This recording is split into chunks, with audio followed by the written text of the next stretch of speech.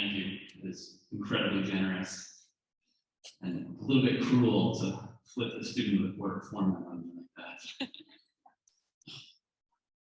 Thanks, Kiki, for beginning tonight with those remarks. I remember that day very fondly. That was a turning point in my fall semester.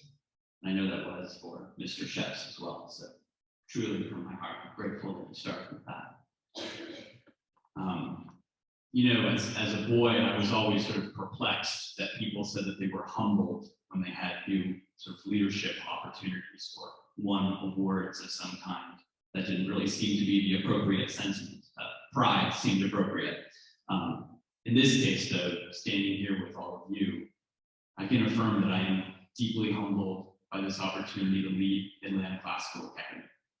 It will be one of the greatest privileges of my life to work alongside of all of you to educate your children. This is the thing that I have wanted to do with my life, and I, again, am deeply grateful to have this chance. I'm also grateful to Mr. Kirby for kind of clearly stating our school's mission statement, which is to develop our students in mind and in character, to form intelligent and virtuous American citizens, or as Mr. Sheps will often say, to make our students good friends to their friends. I think this is a delightful articulation of the work that we do here at ACA. I think that if you were to survey any 10 faculty members at ACA at a given time, you would find that probably all 10 of them would say that they were drawn to this school initially because of the clarity and the force of this mission statement, that we are galvanized by this statement, that we are moving in the same direction to expose our students to truth, goodness, and beauty in the world. This is the primary thing that animates us. This is the thing that moves faculty members across the country to relocate themselves rather, in Atlanta to be part of this work. This is truly the animating force, the thing that drives all of us forward each and every day. And it is a worthy mission for my life. I started my own teaching career on the west side of Detroit at the Academy for Medicine and Community Health at Cody High School. And it was a place without a mission, without a telos, without an end of any kind in sight. And our students suffered for this. Each and every year, the faculty would have a different goal for the year. One year it would be to sort of increase standardized test scores. The next it would be to raise attendance rates. The third year it might be to funnel students into a particular occupation that we thought would be financially lucrative. There was something fraudulent about this work, something empty, something strange. And we had this sense that our students were suffering, that our students were sort of intellectual and moral nomads, without a home, without a story to claim as their own. And in the absence of a mission, in the absence of a story, a sort of guiding principle for their education, they began to tell their own story in its place. This was most clear to me in my very first year of teaching in Detroit. It was January, it was freezing cold outside, and I decided to teach my students Jack London's famous short story, To Build a Fire. And in order for the experience to be as realistic as possible, I opened the windows of my classroom and let the cold air rush in, and then I made the students sit. And we brought the temperature down to probably 40 or 30 degrees. I probably shouldn't be acknowledging this publicly, especially with a live stream running here. Who knows who this is going to? Many former students are watching this. Well, it means you're still alive and things worked out. So, but as the story goes, there is this trapper who is sort of wandering down the Oregon Trail, and he is in the woods amidst this terrific cold snap. He is suffering under the cold temperatures, and apologies for spoilers here, but he dies. The hypothermia overtakes him, and he is frozen, and he is left lifeless on the trail. And I remember the moment of talking about this with my students when a kid raised his hand and said, Mr. Andrew, this is true to life. Your experience, or wherever it is that you were born, the zip code into which you are born, determines everything about your future. That's it. He has sort of been overcome by this determinism to believe that his entire life, all of the outcomes of his existence, every potential story was written by the place that he was born into, and that he could not possibly rise above or beyond it. I think this stands in very stark opposition to the poem that our students started today with, to be the captain of your own soul. But these students didn't have a mission. These students didn't know what kind of story might be possible for their own lives. And so they said, well, we are students of Cody High School, and we know what this means for our future. So when my wife Kaylee and I were looking for a school to join in 2016, when I finished my time in Detroit at Teach for America, the thing that we wanted was a school that had a clarity of purpose. My first teacher, my mother, used to say that the books that you read, Josh, whatever books you read, and the people with whom you read them will determine the direction and the quality of your life. This is deep wisdom from Jane Andrew. The books you read and the people with whom you read them will determine the direction and quality of your life. And so when Kaylee and I were in the process of deciding where we would take our small family in 2016, and we heard stories about this tiny little school in Atlanta, and we heard from the people that we loved most in the world that at this school, students read books, students studied history, students memorized math facts and became proficient in foreign language, all toward the end of living true, good, and beautiful lives. We knew this was a thing that we wanted to be a part of. We knew this was a thing that perhaps would be worth giving our lives to. And it is strange now to stand here in 2022, 6 years later, and to be tremendously grateful for that initial opportunity. I'm so grateful that we're here. I'm grateful to Mr. Kirby, to our founding board, to our founding principals, for having a vision of what this place could be, for having an idea that Atlanta Classical could and ought to exist. I'm grateful to Mr. Knowles for his leadership over the last 4 years. No one could have been a better and more kind and more generous and more courageously empathetic leader than Mr. Knowles. His friendship will be a thing that I cherish for the rest of my life. And when this school experiences difficulties, and I'm sure that it will, he will be among the first people that I call for advice. And I'm also grateful to all of you for your commitment to this place. For those of you that have been here for a while, for daring to come to another town hall. We know that these things can be difficult sometimes, and we're here. We're doing this together once more. But Kaylee and I have come to love Atlanta. This place has become our home. We brought our first little son into the world in December of 2020. And when he was born under lockdown at Piedmont Hospital, the first thing I did with his photograph was to send it to the ACA faculty and to announce the latest member of the class of 39. Now, he is not the first member of the class of 2039. He is joined by Dr. Roth's son, Ephraim, who is an early candidate for valedictorian of the class of 2039. He is joined by Patrick Beckport, an early favorite for best looking for the class of 2039. Mr. Beckport, you know what I'm talking about. And then Shep's son, Andrew Shep's. And we also have Senior Wrigley's son, Julian Wrigley. There are 5 of them.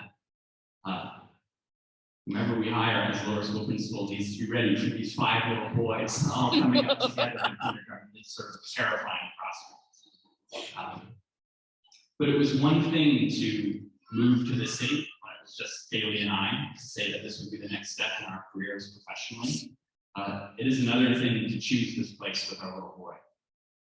To say that you all are the people with whom we want him to read books. That you are the people with whom we want him to be in conversation. And that we think he will be better for it. Thank you. Of course, this transition for me does create an opening in the upper school, obviously. And we now have a gap in the role of upper school principal at Atlanta Classical Academy. So I do have the distinct honor this evening of saying that Mr. Aaron Sheps will be our upper school principal next school year. Yeah, we can talk about that.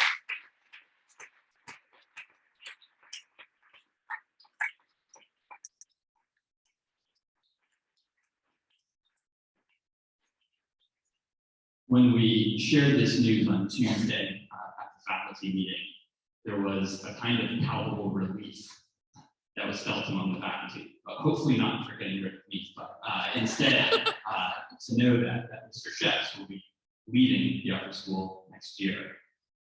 I say this with some confidence. I don't think there's a single person at Atlantic Classical Academy that has devoted more time and energy and heart to making this place excellent. Mr. Sheps loves this school deeply. This story has become somewhat apocryphal over the years, but when I was 17, Mr. Sheps was 18, we first met crossing the street outside of our Simpson dormitory at Hillsdale College. And he stopped me midway through the street and he said, you know, we're going to be friends and we ought to get dinner together. And I was taken aback by this encounter. I thought, you know, this is the way that like 4- and 5-year-olds talk to each other. Friend, not a friend, right? This is the way. Except that they don't have dinner arrangements. You know, the mothers sort of work behind the scenes to make arrangements for a play date or whatever it was. Our moms were not in the equation to support us in that moment. What I have since learned is that Mr. Sheps did this because he understands that education begins in community.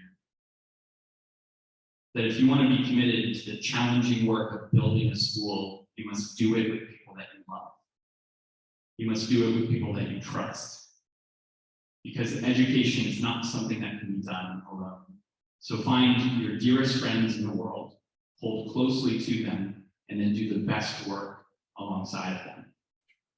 It's no mistake that roughly 50% of this senior class asked for Mr. Sheps to write letters of recommendation for them this year for college, truly about half of them. And this is because he knows their stories. In fact, he helped to write their stories for them as students at Atlantic Classical.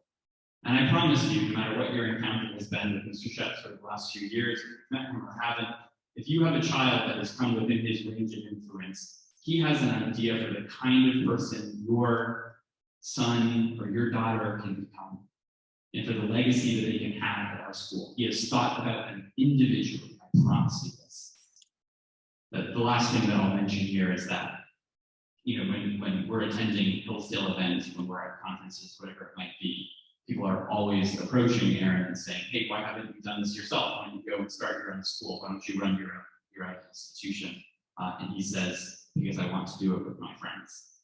Because this work is too important to do it alone. And so again, I am incredibly honored and grateful that he will be running the upper school next year. Now, his transition does leave a gap, a second gap, in someone to manage culture and discipline at Atlantic Classical next year. And so it is also my distinct honor to announce that Mr. Ian Nugent will be returning to ACA next school year.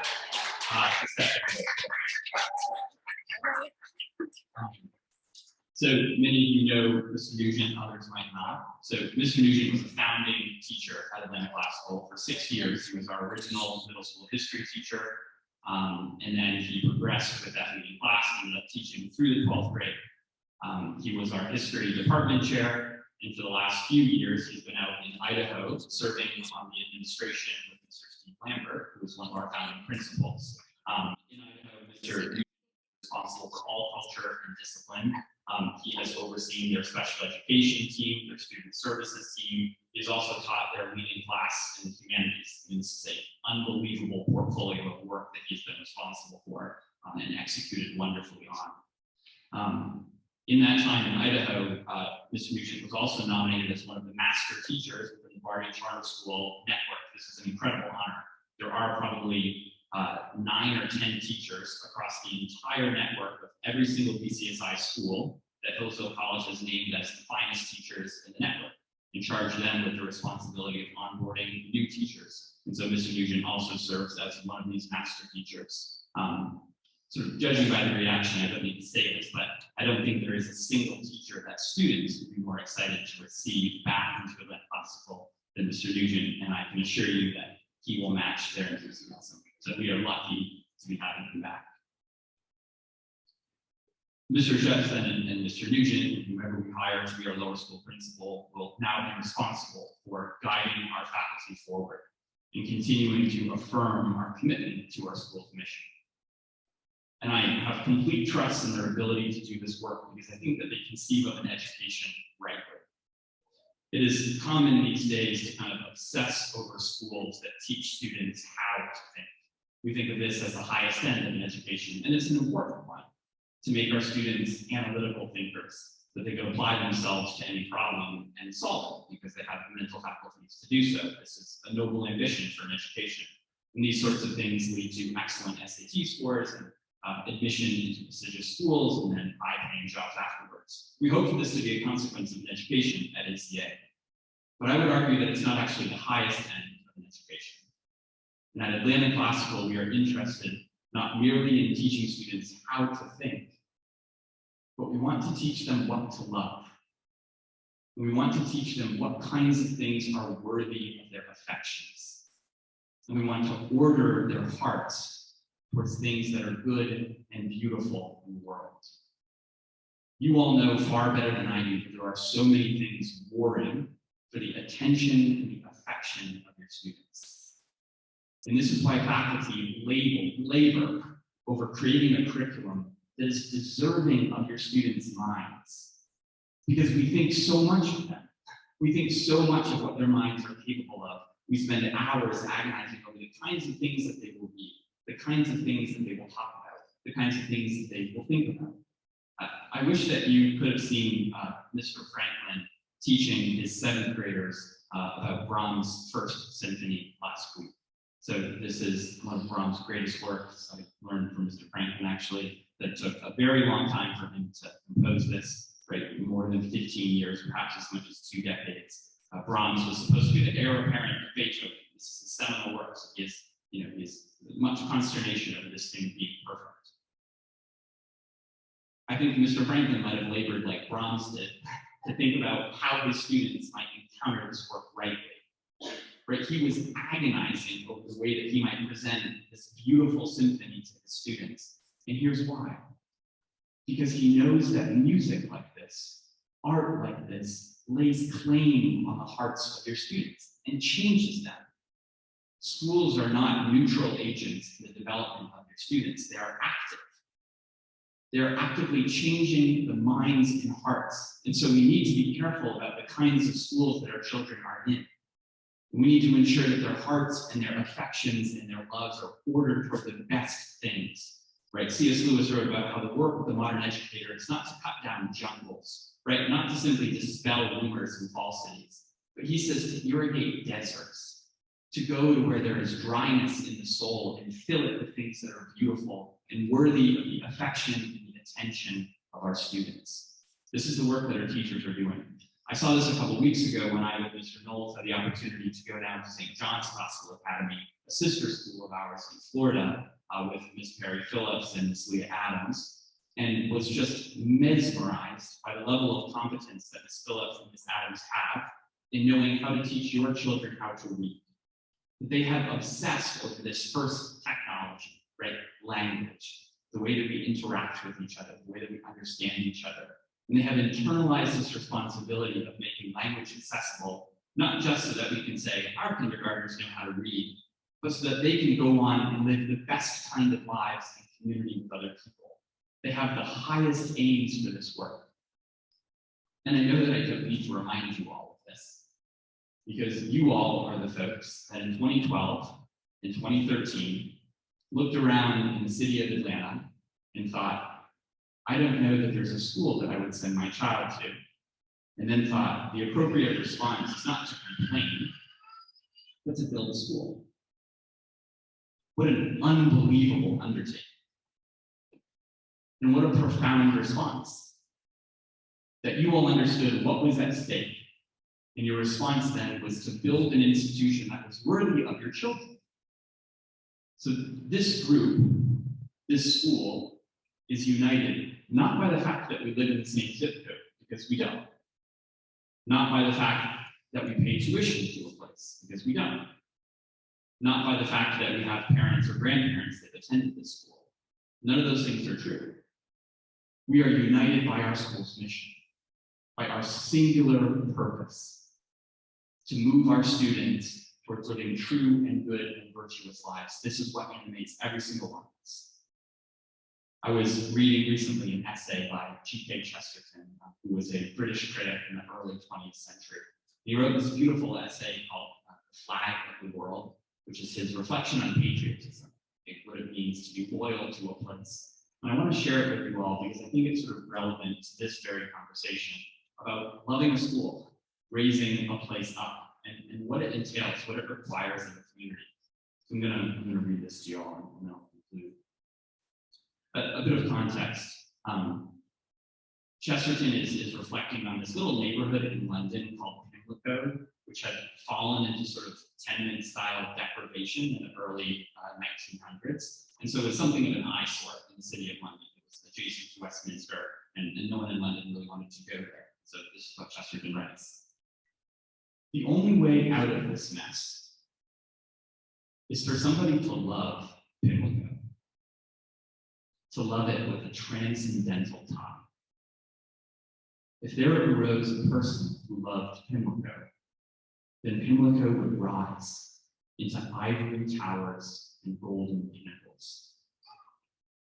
If people loved Pimlico as mothers love children, arbitrarily because it is theirs, Pimlico in a year or two might be fairer than Florence. Some readers will say that this is a mere fantasy, but I answer that this is the actual history of mankind. This, as a fact, is how cities did grow great. Go back to the darkest roots of civilization, and you will find them knotted around some sacred stone or encircling some sacred well. People first paid honor to a spot, and afterwards gained glory for it. Men did not loathe Rome because she was great. She was great because she was loved. I think this is what you all have done with the school, with this spot. It has become great. It has risen up because it was loved in the first place. That you all have transformed this place into a school. When I'm talking to my students about this tremendous creative power that human beings have, I'll frequently walk them through this sort of silly thought experiment that I'll offer to all of you. Here it goes. So suppose that a member of our senior class, say Kiki, gets it in her head that she doesn't want anyone to go to school on Monday, right? And she goes to her secret group chats and sends out these awful messages and says, we're all skipping, no one's going, grade 7 through 12, call it off. And somehow word sort of filters out to K through 6, and even the 5-year-olds are saying, Mom and Dad, I can't be a scat here. In solidarity with the upper school, I've got to stay home. Mom and Dad, eventually they say, great, yep, stay home. Solidarity, you're going to be loyal to the cause.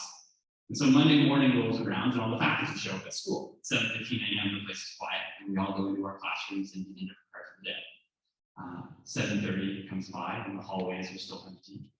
7:45, 8 a.m., and the place is eerily silent. At 8:15, we poke our heads into the hallway and think, this is some strange prank. What's going on? Where are the students? At 8:30, we nervously check our emails, wondering if there's another pandemic and everyone's on Zoom. And so we go to Zoom, but Zoom graciously is also off and no one's there. And so by midday, we assume that we've been victims of the worst prank of all time. And so we drive home. We come back on Tuesday, though, and the day largely repeats itself. It's 10:30 a.m. and the hallway is still silent. And no one fills our classrooms. The place is just quiet. And this repeats until Friday afternoon when faculty sort of wander out to the parking lot midday, perhaps exchange some kind of meaningful plans with each other, and get in their cars and go home, likely confused. And I say to the students at this point, what has happened to your school? And they say, well, it doesn't exist anymore. And this is the point at which young children realize that simply by showing up to a school, by investing themselves in a place, they call it into existence, they call it to life in a deep, material, and profound way. That when you come down Moore's Mill, you get into that carpool line way too early in the morning, and there are flashers on in front of and behind you, and your head leans back against the seat, and you find yourself actually closing your eyes, and your child is screaming at you in the back. You are participating in building a school. That every little heart, every mind, every soul that comes into this place, every voice is bringing this place to life, is fulfilling the mission of this place. Our children, our teenagers, have given life to a school. And as Kiki reminded us, are pursuing it with such passion and conviction that you all should be proud of the place that you have created. A thing now for which all of us are deeply responsible. So thank you. It is a tiny gift, but one that I cherish. That being at a school means that I can look around at so many people that I love, whether it's faculty, staff members, students, and say to them at the end of the day, I'll see you tomorrow. This is just a delightful part of being a teacher. You have to sort of be a teacher to know this gift, to look at so many people and say this. So again, I'm grateful for the investment that all of you have made in this place, will continue to make in this place. And I'm also grateful to say to you all that I will see you tomorrow. So thank you.